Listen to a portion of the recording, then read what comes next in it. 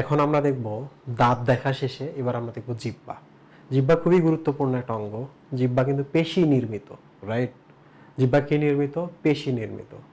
এটা পেছনের দিকে মেন্ডিবলের সাথেও যুক্ত থাকে, এমনকি হাইওয়েড অস্থির সাথেও যুক্ত থাকে। তো আপনাদের বইয়ে যে অস্থির সাথে যুক্ত থাকে এইটা আসলে পরীক্ষা বই অনুযায়ী আপনারা আনসার করবেন, যেহেতু এটা প্রত্যেকবারে চেঞ্জ হয়। তো আমরা ওইটাতে যাচ্ছি না। কমন কিছু জানতে হয় আমাদের এখানে, সেটা হলো এই যে জিহ্বাটা দেখতে পাচ্ছেন, এই জিহ্বাটায় কোন পার্ট কোন টেস্ট গ্রহণ করে। এই যে এগুলো হচ্ছে টেস্ট গ্রহণ করার অংশ, ওকে? তো যারা গ্রহণ করছে তাদেরকে আমরা বলি টেস্ট বার্ড বা স্বাদ কুড়ি। স্বাদ নেওয়ার জন্য যে ছোট ছোট কুড়িগুলো আছে তাদের নাম হচ্ছে স্বাদ কুড়ি। এই যে এগুলা, তো স্বাদ কুড়ি সম্পর্কে জানতে হবে।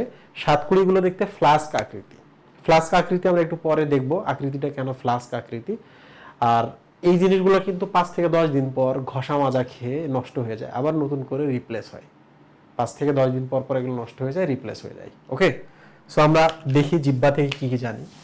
তো জিহ্বা হলো পেশি নির্মিত। 2 নম্বর হচ্ছে জিহ্বা। দেখো জিহ্বার গোড়াটা কিন্তু উপরের দিকে ঝুলে থাকে না, জিহ্বাটা পেছনে গিয়ে আমাদের যে মেন্ডিবল নিচের চোয়াল আছে, নিচের চোয়ালের সাথে সে কানেক্টেড থাকে। এই যে দেখো এগুলো দ্বারা নিচের চোয়ালের সাথে কানেক্টেড থাকে, তাহলে মেন্ডিবলের সাথে যুক্ত থাকতেছে। শুধু মেন্ডিবলের সাথে যুক্ত থাকে তা না, এ হাইওয়েড অস্থির সাথেও যুক্ত থাকে। হাইওয়েড অস্থি হচ্ছে এই যে এই পর্শনটা, আমাদের এই জায়গার ভেতরে একটা এইরকম ইউ আকৃতির একটা অস্থি আছে, আপসাইলন। আপসাইলন লাইক বা ইউ আকৃতি। আপনারা তো আপসাইলন টার্মটা জানেন ফিজিক্স থেকে, ওইটার সাথে যুক্ত থাকে। তাহলে ম্যান্ডিবলের সাথে যুক্ত থাকে এবং হাইওয়েডের সাথে যুক্ত থাকে। এই জন্য জিহ্বা আমরা বলি যে একাধিক অস্থির সাথে যুক্ত থাকে। এবার বলেন তো অস্থির সাথে কারা যুক্ত থাকে? পেশি। তাহলে জিহ্বা কি দ্বারা তৈরি? জিহ্বা পেশি দ্বারা তৈরি। এবং খুব মজার ব্যাপার হলো এই পেশিটা হচ্ছে আমরা নিজে নাড়াচাড়া করতে পারি, এই জন্য এটার নাম হলো ঐচ্ছিক পেশি। ওকে, জিহ্বার দুইটা কাজ, একটা হলো স্বাদ গ্রহণ করা, আর 2 নম্বর হচ্ছে জিহ্বা কি করে? খাবারগুলোকে লালার সাথে মিশিয়ে দেয়, রাইট? লালার সাথে মিশ্রিত করে। এবার চলে আসি আমরা জিহ্বার যে পর্শনগুলো আছে সেই সব জায়গাতে। জিহ্বার যে পর্শনগুলো আছে সেই সব জায়গাতে মানে কোন কোন পার্টে কোন কোন টেস্ট গ্রহণ করে। তাহলে প্রথমে আমরা কয়েকটা স্বাদের নাম শিখি। স্বাদ, স্বাদ বেসিক্যালি 4 ধরনের অ্যাকর্ডিং টু বুক। একটা হলো, এইভাবে মনে রাখবেন, মিল, মিল, অতি, মানে খুব মিল আর কি, মিল অতি। মিল অতি। মিল মানে হচ্ছে মিষ্টতা বা সুইট, মিষ্টতা। লতে হচ্ছে সল্টি বা লবণাক্ততা। অতে হচ্ছে অম্লতা। অম্লতা মানে হচ্ছে অ্যাসিড, আর অ্যাসিড থাকলে তো আপনারা জানেন সেটা টক লাগে, তাই না? টক। আর তিতে হচ্ছে তিক্ততা। করল্লা যেমন তিতা, ওই তিতা আর তিক্ততা একই জিনিস। তাহলে মিল অতি, মিষ্টতা, লবণাক্ততা, অম্লতা, তিক্ততা, ওকে? মিল অতি। অতে কিন্তু অম্লতা বা টক। তাহলে ওই সিকোয়েন্স অনুযায়ী আমরা মনে রাখবো, এই যে এই জায়গায় আপনি মিষ্টি খাইলে টেস্টটা কিন্তু এখানে পাবেন, যে মিষ্টির টেস্টটা এখানে পাওয়া যায়।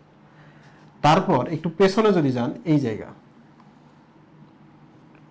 মির পর ল, তাহলে এই জায়গায় গেলে আপনি লবণের টেস্টটা পাবেন। কার লবণের টেস্টটা পাবেন? খাবারের যে লবণ অংশটা আছে এই টেস্টটা আপনি ওই জায়গায় পাবেন। এরপর দেখেন এই পর্শনটা রয়েছে থার্ড, যেটা অ। অতে হচ্ছে অম্লতা বা টক। তাহলে আপনাকে যদি আমি জিহ্বার মধ্যে টক ঢেলে দিই, তাহলে এই জায়গায় আপনি অম্লতা বা টকটা বুঝতে পারবেন। এবং এবং এই যে পর্শনটা দেখতে পাচ্ছেন, আমরা যে করল্লা ভাজি দিয়ে ভাত খাই রাত্রেবেলা, কি হয়? আমাদের গলার কাছে কি করে? তিতা লাগতে থাকে, তাই না? কি থাকে? তিক্ততা লাগে, তিতা লাগে হচ্ছে গলার কাছে করল্লা ভাজি দিয়ে খাইলে। তো সিকোয়েন্সটা হলো এরকম। আপনাকে যদি আমি প্রশ্ন করি, বলেন তো জিহ্বার অগ্রভাগে কোন টেস্ট পাওয়া যায়? বলবেন মিল অতি। তাহলে মিল মিষ্টতা। তা লবণাক্ততা কোথায়? অগ্রভাগের 2 পাশে, রাইট? অগ্রভাগের 2 পাশে। তাহলে যদি বলে অম্লতা বা টক কোথায় পাওয়া যায়, তাহলে বলতে হবে পশ্চাৎ ভাগের 2 পাশে। পশ্চাৎ ভাগের 2 পাশে। আর একেবারে পশ্চাতে আমরা কি পাই? তিক্ততা পাই, রাইট? তো এই 4টা টেস্ট আমরা এই 4টা জায়গায় পাই। পরীক্ষায় কিন্তু এই প্রশ্নটা আসে। তাহলে জিহ্বার ছবি আঁকা শিখবেন, খুবই সহজ। জাস্ট এরকম করে দিয়ে এখানে একটা দিয়ে দেবেন, শেষ। তারপর গোল গোল গোল গোল এরকম দিয়ে দিবেন, তারপর এরকম দাগ দাগ দিয়ে দিবেন এবং ওগুলো মিশিয়ে দিবেন। তবে মনে রাখবেন আরো একটা টেস্ট আছে যেটার কথা আপনাদের বইয়ে নাই, সেটা হলো উমামি টেস্ট। উমামি মানে হচ্ছে মাংস। আপনি যদি মাংস খান, মাংসের কিন্তু আরেকটা টেস্ট আছে, তাই না? মাংসের টেস্ট কি কখনো আপনি অন্য কোনো কিছু দিয়ে বুঝতে পারেন না। মাংসের একটা স্পেশাল টেস্ট আছে, দ্যাট ইজ কল উমামি। আমরা মাংস খাওয়ার পর কি বলি? ইয়াম্মি। মাংস খাওয়ার পর কি বলি? ইয়াম্মি। তাহলে মাংস থেকে ইয়াম্মি বা উমামি বলে আরেকটা টেস্ট আছে। বইয়ে যেহেতু এটা নাই, তাহলে এটা বলা যাবে না। এবার প্রশ্ন হলো যে জিহ্বা কোন স্বাদ বুঝতে পারে না? সেটা হলো ঝাল।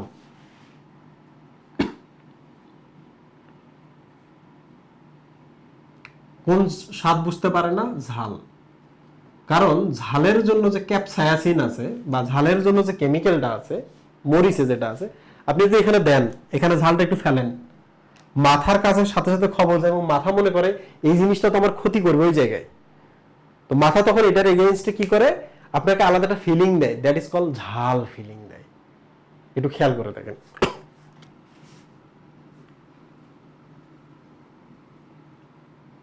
দিস ইজ মরিচ, রাইট? চিলি, মরিচ। এইটা যদি আপনি আপনার জিহ্বার উপর ঢালেন, এই মরিচটা যদি আপনার জিহ্বার উপর ঢালেন, খবরটা যায় ব্রেনে। মরিচের যে কেমিক্যালগুলো আছে, কেমিক্যালগুলো কিন্তু খুব খারাপ। এরা কিন্তু টাচ করলে ওই সব জায়গায় কিন্তু একটু জ্বালা পোড়া বা ইরিটেশন শুরু হয়ে যায়। মাথার কাছে যায়, মাথা তখন বলে এটা খারাপ জিনিস, তখন মাথা যে টেস্টটা দেয়, দ্যাট ইজ কল ঝাল। তাহলে ঝাল কোনো টেস্ট না, ঝাল অ্যাকচুয়ালি ইরিটেশন বা একটা বিপদের সংকেত। তাহলে ঝাল কি? ঝাল একটা বিপদের সংকেত। মাথা এটাকে বিপদ হিসেবে কাউন্ট করে, তখন আপনার ঝাল লাগায়। আর ঝাল লাগালে আমরা কি করি? ফেলে দিই, রাইট? দেখেন জিহ্বাকে কিন্তু এইভাবে বাঁচাই দিল। আমি আবার বলছি, ঝাল কোনো টেস্ট না। ঝালের যে কেমিক্যালটা জিহ্বার উপর পড়ে, মাথার সাথে সাথে বলে এটা খারাপ জিনিস, ফেলে দাও। আর ওই যে কেমনে বোঝায়? ইরিটেশন তৈরি করে বোঝায়। মনে থাকবে? তাহলে কয় ধরনের স্বাদ আছে? মিল, অতি, মিষ্টতা, লবণাক্ততা, অম্লতা, তিক্ততা। অগ্রভাগে 2 ভাগে লবণাক্ততা, পশ্চাৎ ভাগের 2 ভাগে হচ্ছে অম্লতা বা টক, এবং পশ্চাৎ ভাগে হচ্ছে তিক্ততা। ওকে? তাহলে এখন প্রশ্ন হলো যে এই যে ছোট ছোট যে জিনিসগুলো, যেগুলো অ্যাকচুয়ালি আমাদের ফিল করাচ্ছে টেস্ট, এই জিনিসগুলো আসলে কি? এগুলোর নাম হচ্ছে স্বাদ করক। এগুলোর নাম কি? স্বাদ করক। আপনি যদি জিহ্বার উপরে সারফেসটার কথা ভাবেন, তাহলে সারফেসটা কিন্তু এইরকম, একটু গিয়ে একটু গর্ত, আবার একটু গিয়ে একটু গর্ত। ওকে? এই যে দেখেন ফ্লাস্কের মতো, আমাদের বাসায় যে ফ্লাস্ক থাকে না, এরকম করে যদি আমরা এটা দিয়ে দিই, এটা ফ্লাস্ক হলো কিনা? চায়ের ফ্লাস্ক? ইয়েস।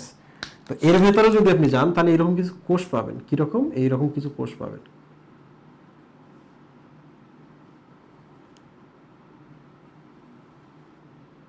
কোষ,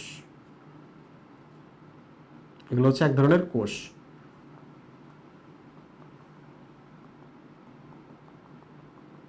এই কোষগুলোর গোড়ার কাছে আরো কিছু কোষ থাকে।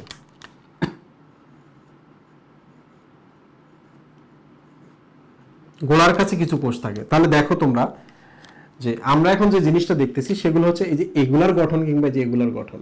What is this? This is called স্বাদ কুড়ি বা স্বাদ কোরক বা টেস্ট বার্ড। টেস্ট বার্ডগুলো এরকম, যদি কোনো খাবার আপনি খান, এই যে খাবারটা এখানে আসে, খাবারের কণাটা আসলো, খাবারের কণাটা পানিতে দ্রবীভূত হয়। দ্রবীভূত হওয়ার পর যেটা হয় সেটা হলো এই যে এর মাথাগুলো একটু অ্যান্টেনার মতো থাকে। খেয়াল করছো? মাথাগুলো একটু অ্যান্টেনার মতো থাকে। তাহলে তোমার যে খাবারটা জিহ্বার উপরে আসলো, পানির সাথে মিশে গেল, পানি ছাড়া কিন্তু আপনি টেস্ট পাবেন না, পানি লাগবে, জিহ্বাটাকে ভেজা থাকতে হবে। খাবারটা আসলো, পানিতে মিশে গেল, এই জিনিসটা এই যে অ্যান্টেনাগুলো আছে ছোট ছোট সিলিয়া বা চুলের মতো, এগুলোর সাথে লাগলে এই খবরটা, এখানে একটা কেমিক্যাল রিঅ্যাকশন শুরু হয়, এখান থেকে কেমিক্যাল রিঅ্যাকশন এই সেলে যায়, সেল থেকে এই যে এর কাছে যায়, এবং এরা কি করে? এই খবরটা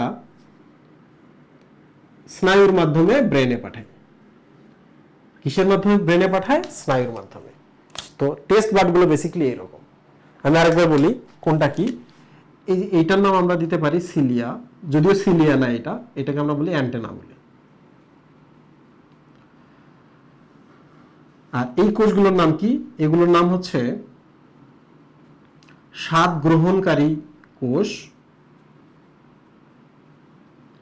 তোমরা যারা ঘাস ফড়িং পরে আসছো তারা নিশ্চয়ই শিখে ফেলছো, স্বাদ গ্রহণকারীকে বলা হয় গাস্টেশন, স্বাদ গ্রহণ করাকে বলা হয় গাস্টেশন। তাহলে স্বাদ গ্রহণকারী কোষের নাম হচ্ছে গাস্টেটরি সেল। কি নাম?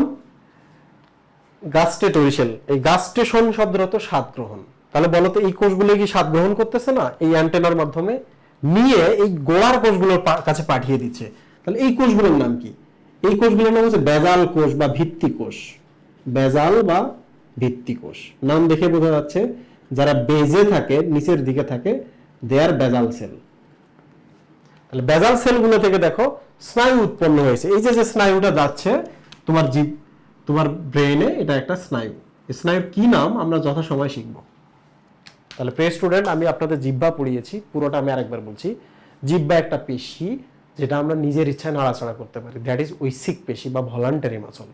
জিহ্বা পেছনে আমাদের মেন্ডিবলের সাথে যুক্ত থাকে এবং হাইওয়েডের সাথে যুক্ত থাকে, রাইট? জিহ্বার উপরে 7 কোরক আছে বা 7 কুড়ি আছে যেগুলো স্বাদ গ্রহণ করে। এই 7 কুড়িগুলো 4 ধরনের স্বাদ গ্রহণ করে: মিল, অতি, মিষ্টতা, লবণাক্ততা, অম্লতা, তিক্ততা। বাট আরো এক ধরনের স্বাদ আছে, দ্যাট ইজ কল উমামি। ওটা মাংসের স্বাদ। ঝাল কোনো স্বাদ নয়, ঝালটা অ্যাকচুয়ালি ঝালের যে কেমিক্যাল ক্যাপসায়াসিন নামক যে কেমিক্যালটা আছে, ওটা যখন পড়ার সাথে সাথে আমাদের মাথা ওইটাকে ফরেন বডি বা খারাপ জিনিস হিসাবে গ্রহণ করে, তখন আমাদের ঝাল ফিলিং হয়। ঝাল ফিলিং হলে আমরা ফেলে দিই, আমাদের জিহ্বা তখন বেঁচে যায়। মাথা যেটাকে একবার খারাপ ভাববে ওটাকে যেমনি হোক তাড়াবে, তো ঝাল ক্রিয়েট করে দিয়ে আপনাকে বাধ্য করতেছে ফেলে দিতে, রাইট? আচ্ছা, এগুলোর নাম হচ্ছে টেস্ট বাড। টেস্ট বাড গুলো বেসিক্যালি 5 থেকে 10 দিন পর নষ্ট হয়ে যায়, আবার রিপ্লেস হয়ে যায়। ওকে, এগুলো দেখতে ফ্লাস্ক আকৃতি। এই যে দেখেন ফ্লাস্ক, মানে এখানে একটা হ্যান্ডেল দিলে আমরা চা ঢালতে পারবো। এগুলোর নাম হচ্ছে সাতকুড়ি বা টেস্ট বাড। বেসিক্যালি এরা কি করে, খাদ্য কণা পানির সাথে মিশে গেলে এই প্রান্তগুলো দিয়ে বা এই যে রোমগুলো দ্বারা সারটা গ্রহণ করে বা কেমিক্যাল রিঅ্যাকশন শুরু হয় এখানে। এই রিঅ্যাকশনটা এই সেলে যায়, এই সেল থেকে এই সেল, এই সেল থেকে স্নায়ু, স্নায়ু থেকে ব্রেনে চলে যায়, আমরা ফিল করতে পারি। একটু দেখো তোমরা, এই সেলটা যেহেতু স্বাদ গ্রহণ করছে, সো দিস ইজ স্বাদ গ্রহণকারী সেল বা গাস্টেটরি সেল। আর এইটার নিচে যে কোষগুলো আছে যেখান থেকে স্নায়ু উৎপন্ন হচ্ছে তারা বেজাল সেল বা ভিত্তি কোষ, তারা নিচে থাকে, ওখান থেকে অ্যাকচুয়ালি স্নায়ু হয়ে ব্রেনে চলে যাচ্ছে। আশা করছি সবাই বুঝতে পেরেছেন। এই অংশটা মনে রাখবেন, আমি যে টপিকটা এখানে লিখে রাখছি, এবং ঝাল যে স্বাদ নয়, কোন কোন জায়গায়, এই পার্টটা মনে রাখবেন। জিহ্বা থেকে অনেক প্রশ্ন আসে। সবাইকে ধন্যবাদ, আল্লাহ হাফিজ।